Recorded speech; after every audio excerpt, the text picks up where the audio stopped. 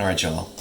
Let's finish up this series of brain tumor surgery recovery with, I think, the final video here on kind of like the new normal. So, from about a year after surgery to now, there was kind of like a plateau, improvement, and then it just kind of stayed the same. Mainly, that was reached at about, let's put it at a year, when I woke up for the first time basically without a headache. After having acoustic neuroma surgery for a large acoustic neuroma, like golf ball size. In any case. So what was my main concern then? What was still going on? And what is still going on, but what concerned me back then? My face, had regained some of its movement on the side that had been paralyzed. Still now similar. It hasn't really improved that much since then. In the last 20 years, it hasn't really improved that much. So I was very worried that this would impact how people saw me. And frankly, would I be able to, be attractive enough to attract a mate? It's seriously, I mean, that is a worry when you're 21 years old. Like, how are people going to see you? And I can say now, obviously, since I know what happened, is the answer is yeah, it was still okay. And I think it made me even a little bit, the whole experience probably made me a little bit more interesting to people. It's something major that happened that I sort of survived. And that's an interesting story, and it's kind of also written on my face. It still is. So there was a little bit of that, but that was definitely a concern. And still now, even when I meet people, it flashes across my mind, do these people think there's something wrong with me? Are they wondering why the heck I can't move my face? Totally right. This definitely exists, but it doesn't really bother me on a daily basis. Does it really bother me? Am I troubled by it? No. But that's also because my life is, okay. I'm married. I've had relationships. It's not... It hasn't negatively impacted my life, let's put it that way. In that regard. The facial thing did impact me physically by... I would chew on my right side when I was eating food to keep it early on from sort of leaking out the other side, which wasn't able to close really well. And that made me chew on one side too much. And now I actually have some jaw issues that I think originated back then. So TMJ, basically. That I work on even now, a long time later, that I think originated then. Which relates also to neck issues from surgery. Huge surgery, big scar here. I didn't move my neck. It was rigid for at least a year, probably more. My shoulders were tense.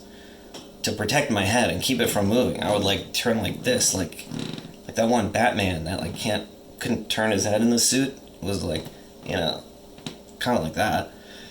And that is still with me also, and I'm working very actively now. I mean, I let that go for 10 years or something like that before realizing how negatively this was impacting me. Just the tension from the surgery, just the physical trauma, which I didn't really deal with right after.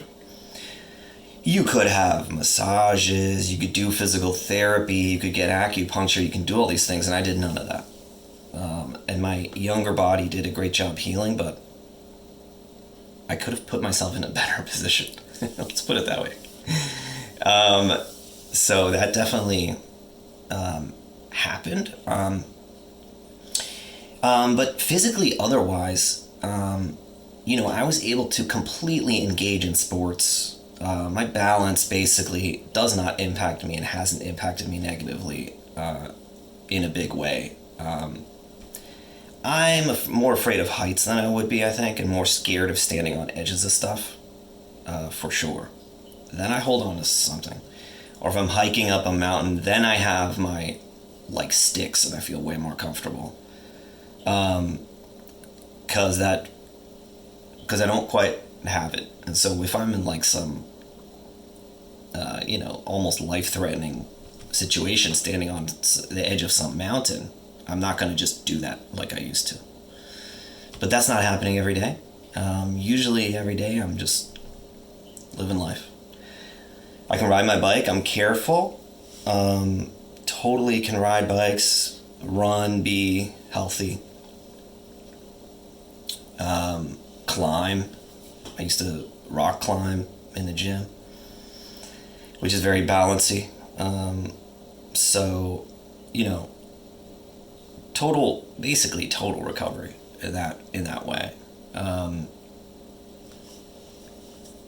Still, if I close my eyes or if it's dark, I can have some balance issues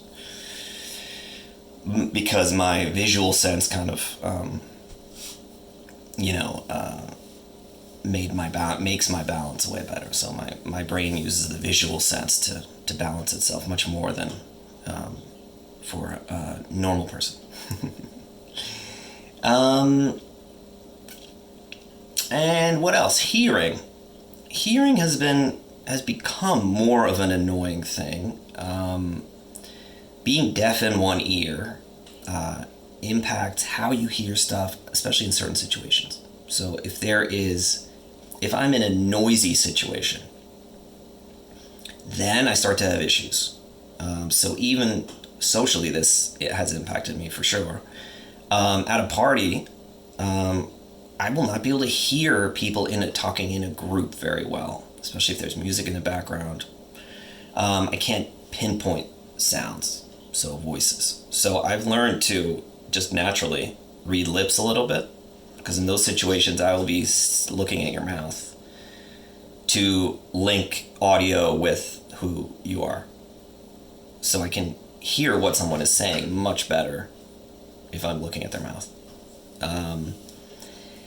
But yeah, that is definitely a factor in certain situations. So in crowded restaurants or places where there's a lot of background noise, I won't be able to hear a voice as well. There are hearing aids sort of that you can get for this, but they are more involved. There are some that route audio vibrations to your skull, carry them over to your other one, your other cochlea that works. So, but it uses your skull as a conductive device. But I never really wanted to do that. I didn't feel the need so much. But people I've talked to have those I think they're okay and can help. But hearing didn't used to bother me that much. It bothers me more, sometimes these days. But not enough to do anything about it. So even that, the recovery, like the way that my brain, rewired itself to manage that, was good enough for me. So I just don't have one ear, and I never did anything about it. Some people it bothers more, and they do something about it. Of course, it makes my right ear, the one that works, very important, so I take care of it. I don't listen to stuff super loud. I love music, but I don't jam out on max. I try to protect it, obviously. So let's see, what else? How else has this impacted me? I think that's basically it. The new normal that was reached was I was am a little bit more of a interesting guy because something very serious happened to me a while ago, and you can see it on me, and I will tell you if I need to. Like, talking about attracting a mate.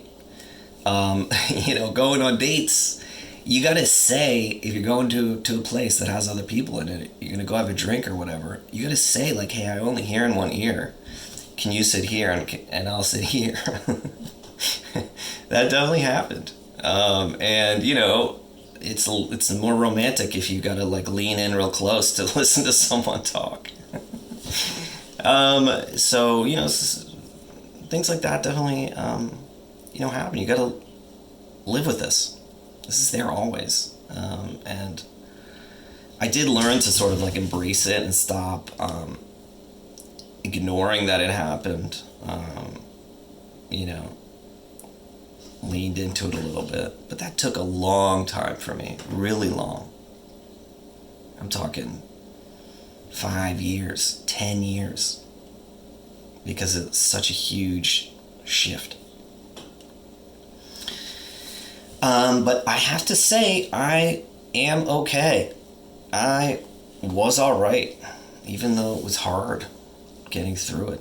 And even though I still deal with things that come out of it, I'm okay. And so to anyone who's about to do this or something similar, or has just done it, or anyone who needs some words of encouragement, you could do this. And of course, if I can do anything to help, if you have any questions about any specific part of it, there's loads of stuff I left out. This is kind of broad strokes. So just let me know. And I'll address it somehow, if I can. Okay, but I am wishing you all well. And I hope this has been helpful. Until next time.